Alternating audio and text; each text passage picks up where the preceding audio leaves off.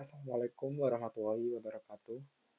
Kami dari kelompok 4 akan mempresentasikan hasil proyek dari mata kuliah Matematika Diskrit, yaitu tentang penerapan kombinatorial dalam Multi-Factor Authentication atau MFA. Sebelumnya, izinkan kelompok kami untuk memperkenalkan diri. Saya Abdul Hafid Khairuddin dengan NIM akhir 066, kemudian rekan saya Kafinza Andrianza dengan NIM akhir 067, Alfian Nur Khairuddin dengan NIM akhir 070 dan M. Ardi Pratama dengan NIM akhir 075. Baik, di sini ada latar belakangnya. Kemajuan teknologi mendorong munculnya penipuan digital canggih seperti keylogger dan serangan man in the middle yang mencari data sensitif korban. Untuk mengatasi ancaman ini, multi-factor authentication atau disingkat dengan MFA diterapkan dengan menggabungkan berbagai metode autentikasi seperti kata sandi, PIN, kode verifikasi, dan biometrik. Penerapan MFA ini memanfaatkan teori kombinatorial untuk meningkatkan keamanan melalui banyaknya kombinasi autentikasi yang mungkin, sehingga sistem menjadi lebih sulit diretas dan mampu melindungi data pengguna secara efektif. Untuk rumusan masalah, yang pertama, bagaimana penerapan kombinatorial dalam PIN dan biometrik. Yang kedua, bagaimana MFA berbasis cloud dapat mendeteksi dan mencegah aktivitas janggal untuk mengurangi risiko peretasan. Untuk tujuannya, yang pertama mengetahui penerapan kombinatorial dalam PIN dan biometrik, dan yang kedua mengetahui MFA berbasis cloud dapat mendeteksi dan mencegah aktivitas janggal untuk mengurangi risiko peretasan. Di sini ada teori dasarnya. Selanjutnya ada teori kombinatorial. Kombinatorial merupakan salah satu bahasan dari cabang ilmu matematika diskrit yang mempelajari pengaturan terhadap objek-objek dan menghasilkan solusi berupa banyak cara pengaturan objek-objek tersebut, tanpa melakukan enumerasi terhadap setiap kemungkinan. Terdapat dua macam kaidah dasar yang digunakan untuk menghitung seluruh cara pengaturan objek. Yang pertama itu kaidah perkalian atau rule of product. Kaidah perkalian digunakan saat ada dua kejadian atau lebih yang terjadi secara bersamaan. Misal, terdapat kejadian P dan Q yang dilakukan secara bersamaan, maka jumlah kejadian yang mungkin terjadi dapat diperoleh melalui perhitungan P kali Q. Di sini memungkinkan jumlah kemungkinan terjadinya kejadian P dan Q menunjukkan jumlah kemungkinan terjadinya kejadian Q. Jika ada N buah percobaan, maka banyak hasil percobaan yang mungkin terjadi adalah P1 kali P2 kali P3 kali seterusnya sampai kali Pn. Yang kedua adalah kaidah pertambahan atau rule of sum. Kaidah penjumlahan digunakan untuk menghitung banyak cara perhitungan dua kejadian atau lebih yang tidak terjadi secara bersamaan. Misal, terdapat P cara untuk terjadinya kejadian P dan Q. Cara untuk terjadinya kejadian Q, maka akan terdapat P plus Q. Cara pengurutan jika percobaan Q atau P dilakukan. Jika ada N buah percobaan, maka banyak hasil percobaan yang mungkin terjadi adalah P1 ditambah P2 ditambah P3 ditambah seterusnya sampai ditambah Pn. Selain kedua kaidah tersebut, terdapat pula dua cara untuk menghitung kombinatorial, yaitu yang pertama permutasi.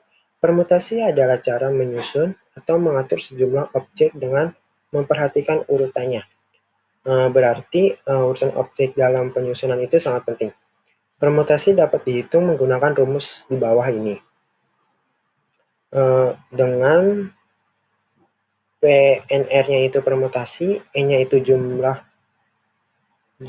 total benda, dan R-nya ini jumlah benda yang dipilih. Yang kedua, kombinasi. Kombinasi adalah cara memilih sejumlah objek dari kumpulan objek tanpa memperhatikan urutan. Berarti urutan ini tidak penting. Kombinasi dapat dihitung menggunakan rumus di bawah ini. Dengan C kombinasi NR itu adalah jumlah kombinasinya, N-nya itu jumlah total objek dalam kumpulan, dan R-nya ini jumlah objek yang dipilih dari kumpulannya. Yang ketiga, permutasi dan kombinasi bentuk umum. Permutasi dan kombinasi bentuk umum merupakan perhitungan yang dilakukan ketika kemungkinan seluruh penyusunan objek ingin dihitung bersama dengan beberapa objek yang sama. Permutasi dalam bentuk umum dapat dihitung dengan menggunakan rumus yang ada di bawah ini.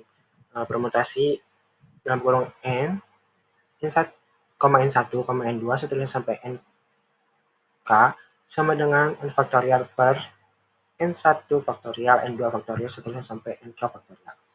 Kemudian kombinasi dalam bentuk umum dapat dihitung dengan menggunakan rumus kombinasi dari N1 ke N,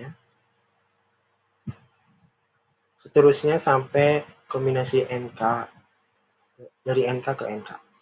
Walaupun rumus untuk keduanya terlihat berbeda, namun hasil yang didapat akan sama. Selanjutnya akan dibahas oleh rekan saya.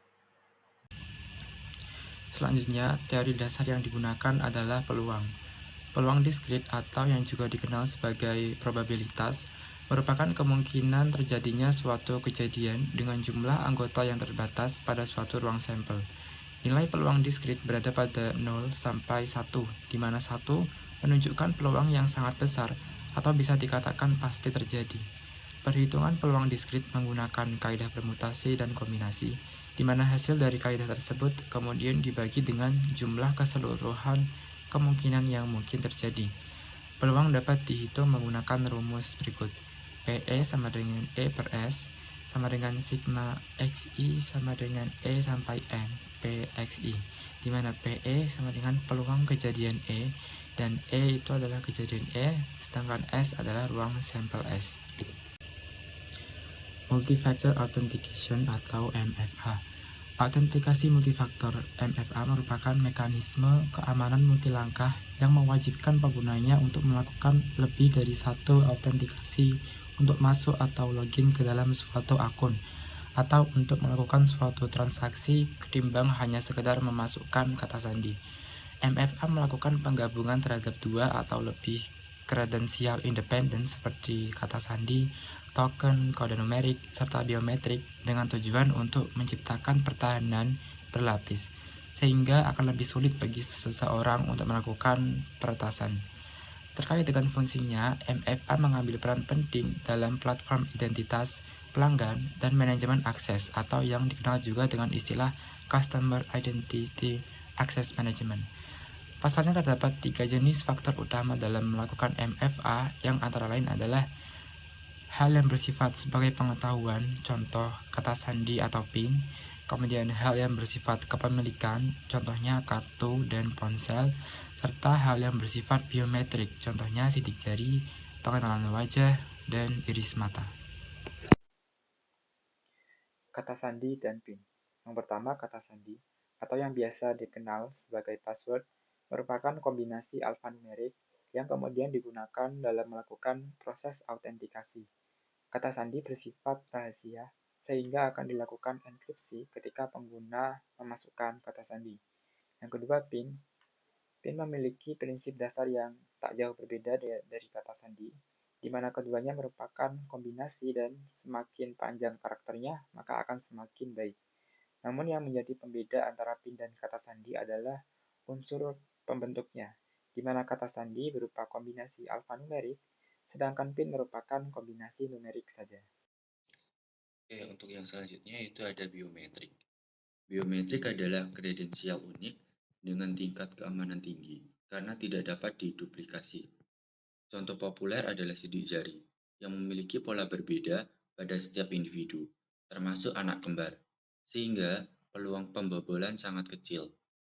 Sidik jari dibagi menjadi 3 kategori utama, yaitu arch, loop, dan warp. Berikut contoh visualisasinya. Bisa kalian lihat pada gambar di kiri bawah, itu terdapat gambar arch warp loop dari kiri ke kanan. Selanjutnya untuk contoh kredensial biometrik lainnya, yaitu iris mata. Bisa kalian lihat pada gambar 3, yaitu autentikasi biometrik dengan iris mata. Oke, selanjutnya yaitu ada malware.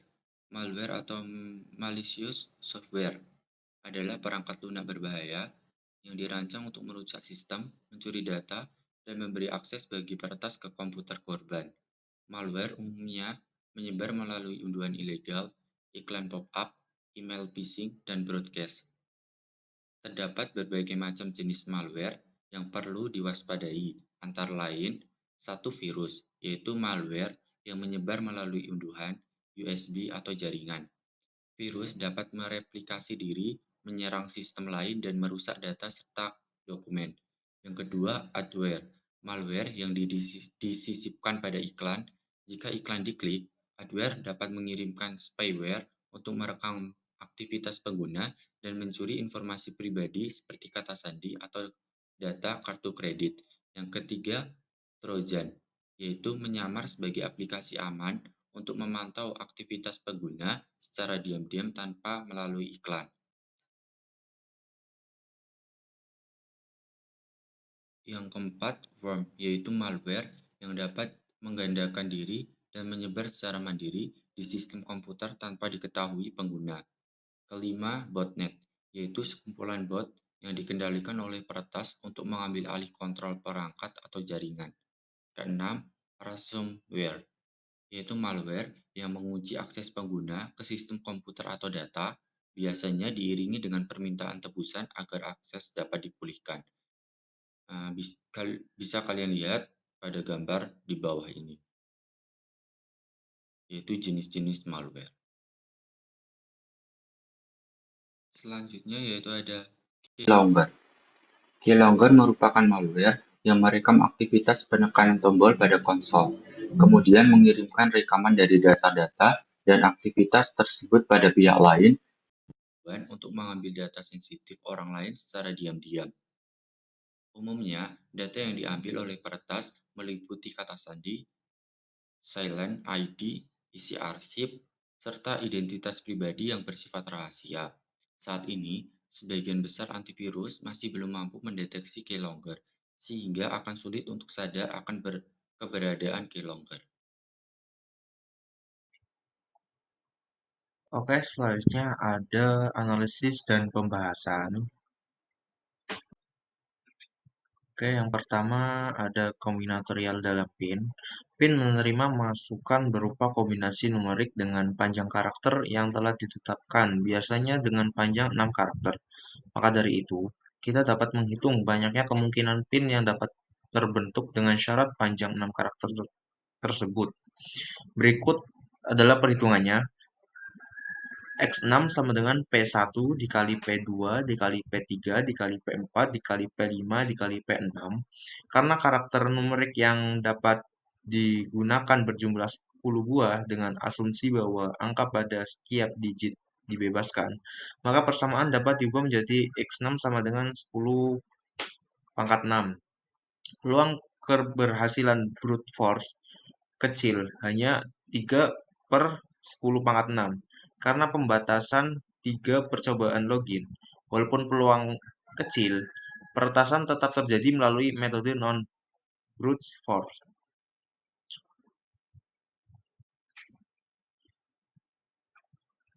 Yang kedua ada kombinatorial dalam biometrik. Autentikasi biometrik yang akan dibahas adalah biometrik dengan sidik jari karena penggunaannya yang paling lazim. Terdapat berbagai macam model untuk mengidentifikasi dan membandingkan sidik jari manusia antara satu individu dengan yang lainnya. Seperti model Galton 1982, model Henry 1900, hingga model Pancanti 2001. Ketiga model tersebut memiliki kesamaan dalam menggolongkan sidik jari berdasarkan detail setiap sidik jari atau yang biasa disebut minute. Contoh minute adalah garis yang membelah kedua arah, bifurcane, serta akhir dari garis split ending. Peluang sidik jari identik sangat kecil, 1,45 dikali 10 pangkat min 11, menjadikan metode ini sangat aman. Proses biometrik melibatkan beberapa tahap. Yang pertama adalah segmentasi estimasi arah. Estimasi arah pada sidik jari dilakukan melalui segmentasi citra menjadi blok-blok yang berukuran lebih kecil dengan ukuran yang sama, dan kemudian semua piksel di tiap blok dihitung gradiennya dengan menggunakan rumus theta sama dengan setengah inverse tan penjumlahan dalam kurung penjumlahan dengan indeks I sama dengan 1 hingga W, penjumlahan J sama dengan penjumlahan indeks C sama dengan 1 hingga W, 2GX pada indeks IJ, GY pada indeks IJ per penjumlahan indeks I sama dengan 1 hingga W, penjumlahan indeks J sama dengan 1 hingga W,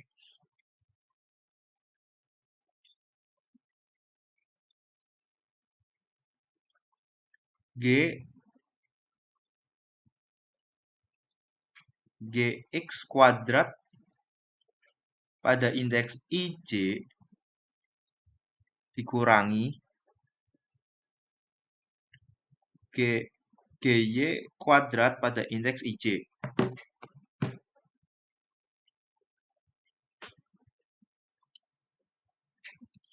Yang kedua ada deteksi minute. Pendeteksian minute yang dilakukan melalui konvolusi 8 tetangga dengan mencari akhir dan percabangan dari sebuah range. Berikut adalah contoh visualisasi dari range ending dan range bifurcation atau percabangan. Nomor 5 menggambarkan minute range ending. Gambar 6 menggambarkan minute bifurcation. Berikut adalah contoh visualisasi dari minute pada sidik jari manusia. Gambar 7 ini memvisualisasikan ekstraksi sidik jari berdasarkan minute. Visualisasi ekstra sidik jari berdasarkan minute pada gambar 5 menunjukkan dengan jelas bahwa kompleksitas yang dibentuk oleh metode autentikasi dengan sidik jari sangat tinggi. Selanjutnya ada FMA dalam pengecekan aktivitas. Meskipun tingkat keamanan yang dihasilkan melalui metode MFA sudah tergolong tinggi karena kompleksitas dan peluang untuk membobol yang kecil, namun kasus pembobolan masih sering terjadi. Maka dari itu, MFA dikembangkan dan kini terhubung dengan cloud sehingga dapat melakukan validasi terhadap kecenderungan aktivitas penggunanya. Bisa dilihat gambar 8 itu MFA overview. Seperti yang kita ketahui, MFA terdiri atas berbagai lapisan keamanan dengan kompleksitas yang tinggi dan peluang untuk membobol yang rendah. Walaupun demikian, aksi peretasan akan tetap berjalan lancar apabila peretasan berperan sebagai man in the middle atau melakukan key-logging, karena semua data korban bahkan autentikasi biometrik yang keamanannya sangat tinggi pun akan terekam. Oleh karena itu, saat ini MFA terus dikembangkan dan telah dihubungkan dengan cloud sehingga dapat berinteraksi dengan sumber data pengguna.